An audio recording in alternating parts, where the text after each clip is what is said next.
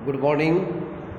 आज हमारी क्लास में हम कार्ल मार्क्स के संदर्भ में कुछ महत्वपूर्ण जानकारियाँ प्राप्त करेंगे। कार्ल मार्क्स के मूलतः विचार किस भावना से प्रेरित हैं, इनको मैंने कुछ कथनों में समाहित किया है। कई बार परीक्षा में अक्सर पूछा जाता है कि कार्ल मार्क्स के महिलाओं के संदर्भ में क्या विचार थे।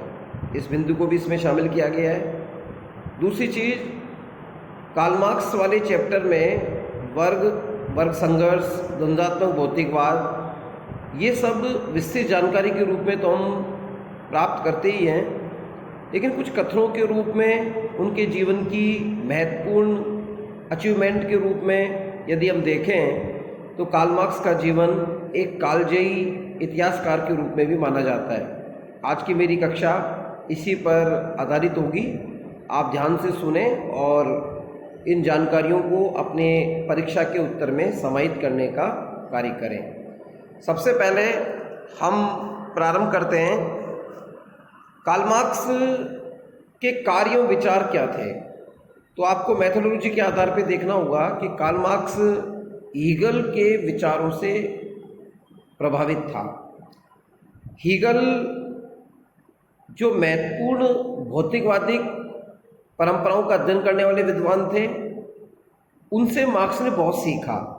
अब चूंकि उनकी हर बात को वो अपने अध्ययन में कॉपी कर देता, तो फिर ये कहीं ना कहीं दोषारोपण का शिकार होता कि इन्होंने तो हीगल को कॉपी किया।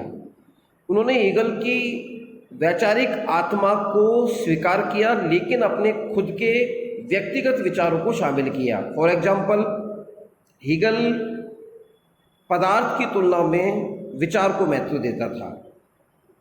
हीगल तो कहता था कि विचार महत्वपूर्ण है। किसी भी वस्तु के निर्माण से पहले उसका मस्तिष्क में एक प्रतिबिंब बनता है, शब्दों के रूप में एक रेखांकन होता है चित्र के रूप में।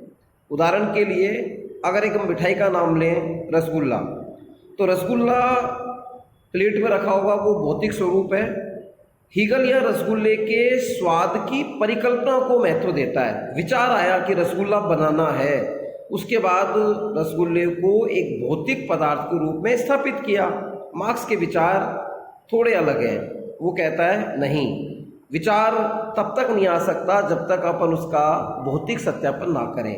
उन्होंने पदार्थ को महत्व दिया। हालांकि वो हीगल से प्रभावित थे, लेकिन उन्होंने हूबहू उसको कॉपी नहीं किया है। और हीगल के विचारात्मक व्यवस्था में जहाँ विचार को महत्व दिया गया है, उसके स्थान पर इन्होंने पदार्थ को महत्व दिया।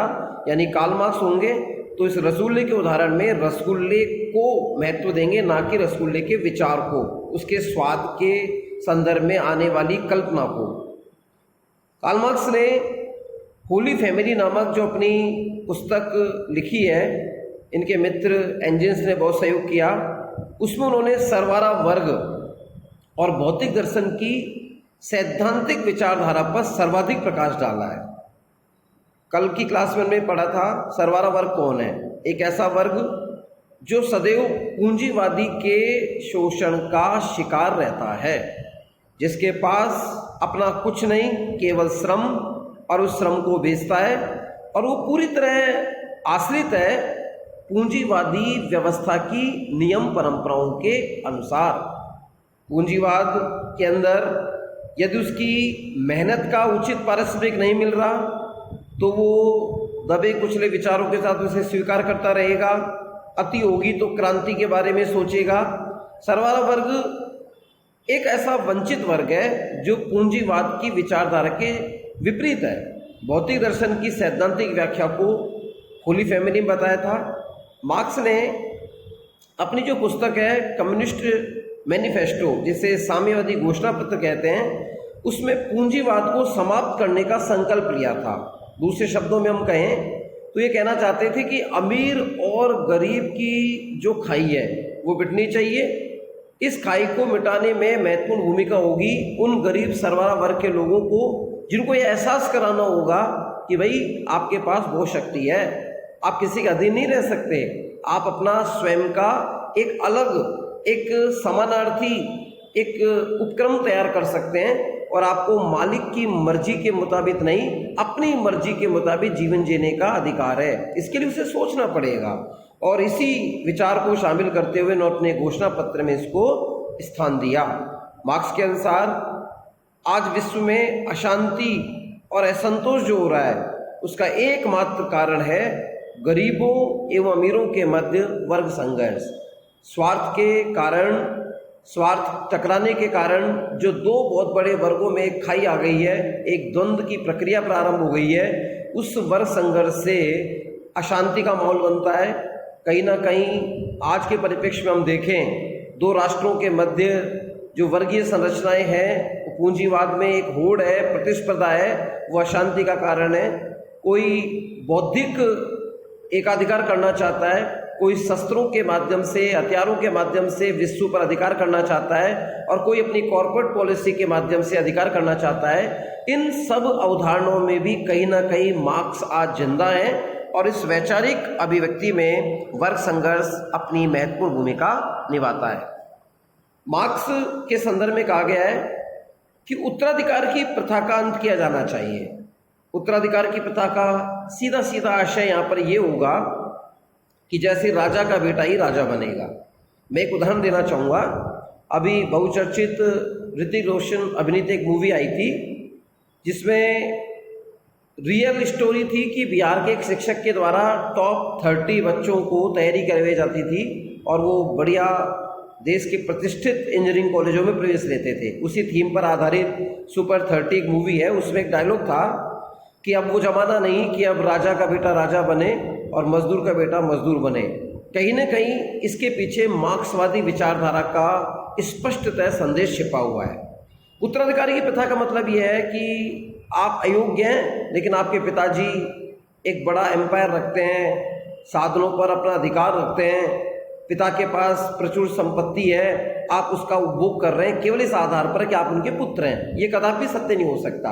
आज की लोकतांत्रिक व्यवस्थाओं में योग्यता का वर्णन होना चाहिए और ये सही भी है। मार्क्स इसके पक्षधर है। वो कहते हैं कि उत्तराधिकार कुछ नहीं है, आप में अगर कुछ कुव्वत है, आप कुछ कार्य कर सकते हैं तो आप उस कार्य के आधार पर, क्षमता के आधार पर अपने आप को प्रूफ कीजिए। एक शायर अंदाज में कहा जाए तो इस हवा में वो ही दिया जिंदा रहेगा जिसमें दम होगा। यानी संघर्षों की, झंझावतों की जो हवा चल रही है उसमें वही दीपक प्रज्वलित रहता है जिसमें अपना खुद का वजूद होता है। तो आज का समय योग्यता का है। तो उत्तराधिकारी वाली प्रथा, राजा का बेटा राजा, ये नहीं चलेगी। आज जो योग्य है, सक्षम है, भले उसकी जाति कुछ हो, वर्ग कोई हो, चाहे वो सरवारा वर्ग का निकले चाहे बुर्जुआ वर्ग का निकले, मार्क्स के विचार स्पष्ट हैं कि वो कहता है कि योग्यता का वर्णन होगा। जिसमें योग्यता है, जिसमें कुव्वत है, जो किसी कार्य को कर सकता है, वो ही इस संघर्ष की दुनिया में अपना एक अलग वजूद, अपना एक स्थान बना पाएगा। मार्क्स का मत था कि आर्थिक एवं सामाजिक समानता हेतु शांतिपूर्वक क्रांति की जानी चाहिए और यदि इससे बदलाव ना हो तो सशस्त्र क्रांति की जानी चाहिए। यह एक बहुत बड़े प्रश्न का जवाब मिल गया कि अक्सर लोग कार्ल मार्क्स को आलोचना का शिकार बनाते हैं कि ये हमेशा संघर्ष, रक्तपात, हिंसा की बात करता है। ऐसा नहीं है। उसने कहा कि पहला काम शांतिपूर्ण क्रांति होनी चाहिए। अब विद्यार्थियों के मन में संशय उत्पन्न होगा कि शांतिपूर्ण क्रांति क्या है। उदाहरण के लिए, आप किसी अधिकारी के विचारों से सहमत नहीं हैं, इसका मतलब आप हड़ताल मत कीजिए, काम पर जाइए, मगर कार्य ना करें, बैठे रहें। पूछा जाए कि क्यों नहीं कर रहे, तो उसका जवाब है कि हम आपकी नियमावली के अनुसार कार्य नहीं कर सकते थे। या मैं महात्मा गांधी को कोटेट करूंगा।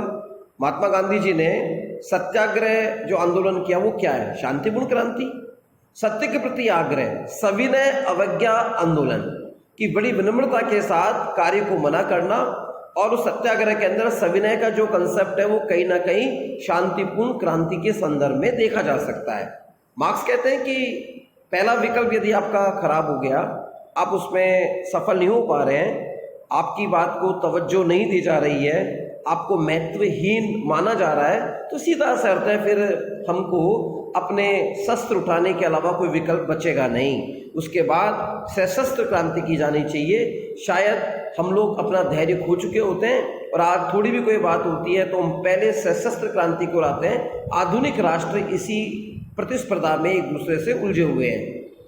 मार्क्स का विचार है वर्ग विहीन समाज की स्थापना करना, ये इनका उद्देश्य है। वर्ग विहीन समाज, इसको यूटोपिया कहते हैं। यूटोपिया का शाब्दिक अर्थ है एक ऐसा समाज जो वर्ग विहीन है, जिसमें सभी समान होंगे, कोई स्त्री पुरुष का भेद नहीं होगा, कोई अमीर गरीब का भेद नहीं होगा। इसमें व्यक्ति समान रूप से, जैसे जंगलों में जानवर एक साथ रहते हैं, आप ये नहीं कह सकते कि ये सुपर है, ये इन्फीरियर है, सब अपने समान भाव में रहते हैं, जीव जंतु रहते हैं। उसी प्रकार मानव की प्रजाति रहेगी। हालांकि व्यवहारिक आधार पर यह कठिन है और कहीं ना कहीं मार्क्स अपने विचारों में उलझे भी रहते हैं, लेकिन ऑथेंटिक रूप से यदि हम इसकी सैद्धांतिक प्ररचना की व्याख्या करेंगे तो हमें यह समझना होगा कि वर्ग विहीन समाज की स्थापना करना मार्क्स का उद्देश्य रहा है। 1867 में मार्क्स ने अपना प्रथम विश्वविद्यालय अकादमिक ग्रंथ दास कैपिटल लिखा था, जो प्रकाशित हुआ, जिसके द्वारा संपूर्ण विश्व में उनको प्रसिद्धि प्राप्त हुई। और दास कैपिटलों को तो यहाँ सरवारा वर्ग या साम्यवादियों का बाइबल तक की उपमा दी गई है। मार्क्स का महिलाओं के संदर्भ में बड़ा स्पष्ट पक्ष है। वो महिलाओं के अधिकारों को महत्वपूर्ण मानते थे। उनका कहना था कि कोई भी व्यक्ति जो इतिहास की थोड़ी भी जानकारी रखता है वह जानता है कि महान सामाजिक बदलाव बिना महिलाओं के उत्थान के असंभव है। अर्थात आदि दुनिया का सच जब हम सामने लाते हैं तो हर कोई पुरुष प्रधान समाज के अनुसार पुरुष की सत्ता को स्वीकार करने की बात करता है, लेकिन मार्क्स के विचार यहाँ स्पष्ट दिखाई देते हैं। वो कहते हैं कि आप कोई भी इतिहास उठा के देख लीजिए, किसी भी क्रांति का, किसी भी राष्ट्र का, महिलाओं के सहयोग बिना वो क्रांति सफल नहीं हुई है। जब तक आप महिलाओं का उत्थान नहीं करेंगे, उनके जीवन जीने के अधिकार को सुदृढ़ नहीं बनाएंगे, आप किसी भी प्रकार का सामाजिक बदलाव नहीं कर सकते। महिलाओं की सामाजिक स्थिति को देखकर ही किसी समाज की सामाजिक प्रगति मापी जाती है। ह्यूमन इंडेक्स का कंसेप्ट यहाँ पर है कि किसी देश में जो ह्यूमन इंडेक्स बनते हैं, मानवीय सूचकांक, वह ये देखा जाता है कि वह महिला पुरुष के बीच में कितना अंतर है, महिलाओं को अधिकार है नहीं है। अगर हम आज के परिप्रेक्ष्य में इसकी चर्चा करें तो भारत भले ही शाइनिंग इंडिया के रथ पर सवार हो, मेक इन इंडिया के रथ पर सवार होकर अपने आप को टेक्नोलॉजी में डेवलप मान रहा हो, लेकिन इस कड़वे सत्य को, इस विश्व के घूंट को हमें पीना पड़ेगा। आज भी आधी आबादी की जो महिलाएं हैं, ये दुनिया है, ये त्रस्त है, कहीं ना कहीं अत्याचार से ग्रसित है, उसको अधिकार नहीं है। जहाँ लाभ होगा वह महिलाओं को आगे लाया जाएगा। और महिलाओं के शोषण की घटनाएं, उत्पीड़न की घटनाएं आए दिन समाचार पत्र, मीडिया हम सुनते रहते हैं, लेकिन हमारे मन में थोड़े समय के लिए क्षणिक आक्रोश उत्पन्न होता है और बाद में हम भूल जाते हैं। लेकिन ये हमारी स्थिति विश्व पटल पर धूमिल करता है। आज हम महिलाओं के अत्याचार के संदर्भ में चर्चा करें तो भारत की स्थिति अच्छी नहीं है। ये वही भारत जहाँ पर कहा गया था कि देवता उस स्थान पर रमण करते हैं जहाँ महिलाओं की पूजा होती है, लेकिन आज इसका परिदृश्य बदल चुका है। आज हम भौतिकवाद की अंधी दौड़ में महिलाओं को एक ध्येय प्रदर्शन की वस्तु मानकर बैठे हैं। मार्क्स इसके जस्ट विपरीत हैं। वो कहते हैं उनको अधिकार देने चाहिए, उसके बिना किसी भी उत्थान के बारे में आप कल्पना नहीं कर सकते। मार्क्स ने विश्व को संघर्ष करने की प्रेरणा दी। उन्होंने कहा, उनका एक बहुत बड़ा कोटेशन है कि दुनिया के सारे मजदूर एक हो जाओ, तुम्हारे पास खोने को कुछ भी नहीं है सिवाय अपनी जंजीरों के। ये बहुत बड़ा प्रेरणास्पद इनका कथन है। इसके पीछे जो मंतव्य वो ये है कि मजदूर जब शोषित अवस्था में पूंजीपति के शोषण का शिकार होता रहता है, वो उसको अपनी नियति मान लेता है। उसको लगता है कि शोषण ही उसकी नियति है, उसका जन्म ईश्वर ने ऐसे घर में पैदा किया है कि उसे वहाँ मजदूरी करनी ही पड़ेगी, शोषित रहना ही पड़ेगा। मार्क्स कहते हैं वो खड़े हुई है। आप अपने बारे में सोचिए, आप एक होकर एकता के द्वारा एक अपने समूह का निर्माण कीजिए। ठीक है, आपको असफलता मिलेगी, कोशिश तो कीजिए, क्या पता आप सफल हो जाएं। और वो कहते हैं कि दुनिया के मजदूरों एक हो जाओ, तुम्हारे पास है ही क्या जो तुम खोओगे। तुम्हारे पास खोने के लिए कुछ नहीं है सिवाय उन जंजीरों के जो दिखाई तो नहीं देती लेकिन आपके पैरों में बेड़ियों के रूप में है। किस रूप में? आप निर्णय नहीं ले सकते, आप रोजगार का कोई विकल्प प्रस्तुत नहीं कर सकते, आप बुर्जुआ या पूंजीपति के साथ किसी प्रकार की होड़ में शामिल नहीं है। आपकी नियति में केवल क्या है? अपना श्रम बेचो, पारिश्रमिक मिले तो ठीक, ना मिले तो ठीक, और अतिरिक्त मूल्य के रूप में आप पूंजीपतियों के खजानों को भर रहे हो। ये गलत है। दुनिया के मजदूरों को एक होकर संघर्ष होने की प्रेरणा जो दी गई है उसमें कार्ल मार्क्स का विशेष योगदान माना जाता है। उन्होंने एक ऐसे समतामूलक समाज की संकल्पना की है, एक हाइपोथेसिस लगाया है जिसमें स्त्री पुरुष, अमीर गरीब, काले गोरे जैसे विभेद रहित समानता स्थापित हो सके, यानी इक्विटी की बात करते हैं। समतामूलक, सब कुछ समान, स्त्री के आधार पर किसी को लाभ नहीं, पुरुष के आधार पर लाभ नहीं, मानवीय बिंदु के रूप में सबको समान लाभ मिलेगा। कोई अमीर नहीं, कोई गरीब नहीं, चमड़ी के रंग के आधार पर कोई नीग्रो नहीं, कोई ऑस्ट्रेलैंड नहीं, सब मानव है, जीवन है। और जीवित मानव की दशाओं में उसे क्या चाहिए? भोजन, पोषण, संवर्धन, वृद्धि। इस बात की जब पुष्टि होती है तो समानता की बात होगी। ऐसा संतमूलक समाज कहीं ना कहीं यूटोपिया के समकक्ष है। मार्क्स समाजवादी लक्ष्यों को प्राप्त करने के लिए लोकतंत्र को महत्व देते थे। इनका तर्क था कि लोकतंत्र समाजवाद का रास्ता है, यानी जिसके अंदर जनता के लिए, जनता के द्वारा जो शासन संचालित होता है वो सबकी सुनेगा, सबके लिए कानून बनेंगे, सबके लिए नियम बनेंगे, और यही वास्तविक समाजवाद का रास्ता है। जितना ज़्यादा हम लोकतांत्रिक, संवैधानिक होंगे उतना अधिक हम अपना स्वयं का कल्याण करेंगे, अपने समाज का करेंगे, अपने आसपास इर्द गिर्द वातावरण में सुख, समृद्धि, शांति का संवहन होगा। मार्क्स ने मानवता को धर्म के ऊपर रखा। मार्क्स धर्म की आलोचना भी करते हैं और वो कहते हैं ये अफीम के सदृश है। कई बार परीक्षा में, प्रतियोगी परीक्षाओं में भी विशेषकर पूछा जाता है कि ये कथन किसका है कि धर्म को अफीम किसने माना। मार्क्स इसका उत्तर होगा। कारण ये है कि जिस तरह अफीम का नशा करने के बाद व्यक्ति चेतना शून्य होकर निर्णय नहीं कर पाता कि क्या सही है क्या गलत है, वैसे ही आप देख सकते हैं अगर किसी शिक्षित समाज में भी धर्म के नाम पर एक बवंडर चलता है, धर्म की व्याख्या कर दी जाती है, तो पढ़े लिखे लोग भी उस आडंबर में ग्रस्त हो जाते हैं, कहीं ना कहीं सांप्रदायिक हो जाते हैं और इस तरह व्यवहार करने लगते हैं जैसे उनकी सोचने समझने की शक्ति पर किसी ने पर्दा डाल दिया हो, वो एक नशे की स्थिति में है।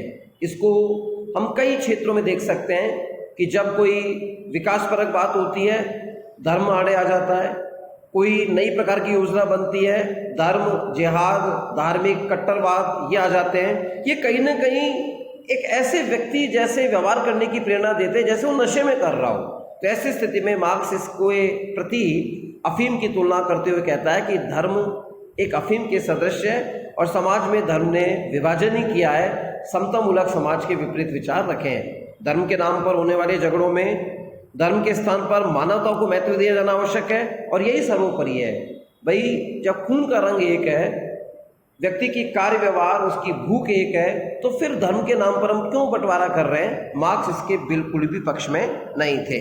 अंत में निष्कर्ष के रूप में हम कह सकते हैं कार्ल मार्क्स कौन है? नंबर 1, वैज्ञानिक समाजवाद के जन्मदाता, उसके संस्थापक, मजदूरों, किसानों, पीड़ितों के मसीहा कहे जाने वाले मार्क्स को दुनिया हमेशा याद रखेगी।